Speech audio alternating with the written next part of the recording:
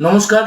Best টাইমে আজকে আমরা আলোচনা করব গতকাল আইএসএল এ যে ডার্বিটা ছিল সেটা ছিল আমাদের গুয়াহাটিতে। সেই গুয়াহাটিতে আমরা প্রথমে আমাদের যে ভিডিওটা করেছিলাম তাতে আমরা বলেছিলাম গুয়াহাটিতে একটা উন্মাদনায় টকবক করে ফুটছে।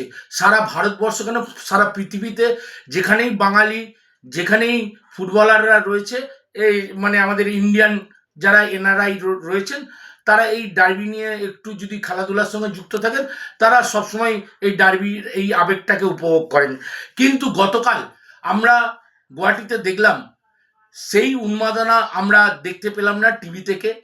যে টিভি একদম মোটামুটি যা দেখালো বা যা দেখলাম, যা বুঝলাম, ওখানে নর্থ ইস্টের খেলা ছাড়া, আঞ্চলিক দলের খেলা ছাড়া ওখানে ভিড়ের কোনো সম্ভাবনা নেই। আর তার থেকেও বড় কথা, গতকাল যারা কলকাতা থেকে গেছিল তারাই কিছু দর্শক খেলা দেখেছে ইস্টবেঙ্গল মোহনবাগান উভয় পক্ষে। এবার আসি খেলার কথায়। কালকে আইএসএল এর যে যে কটা আইএসএল হয়েছে তার মধ্যে দ্রুততম গোল কালকে মোহনবাগান করেছে।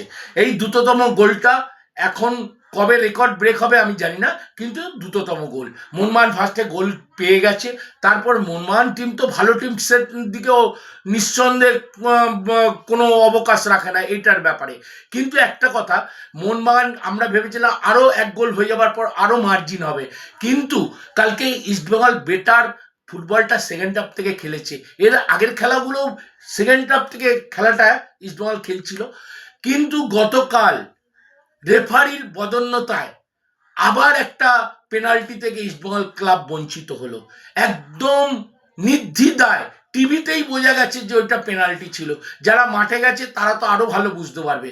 এই যে রেফারি, এই যে অযোগ্য রেফারিরা এই আইএসএল এর খেলার মানটাকে একদম যে নামিয়ে দিচ্ছে, এইটা নিয়ে কিছু আইএসএল কমিটির ভাবা উচিত। নয় বিদেশি রেফারি, নয় যোগ্য রেফারি খুঁজে তাদেরকে স্ক্রিনিং করে এই খেলা পরিচালনা করার দায়িত্ব দেওয়া উচিত।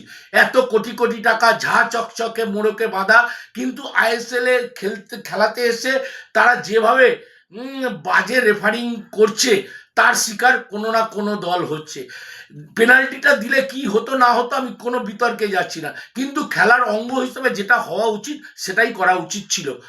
আজকে আমরা বারে বারে এই একই কথা বলবো, রেফারির জন্য খেলাধুলার মান নেমে যাচ্ছে। এখানে রেফারিদেরকে নিয়ে একটু ভাবার প্রয়োজন আছে। ধন্যবাদ, নমস্কার।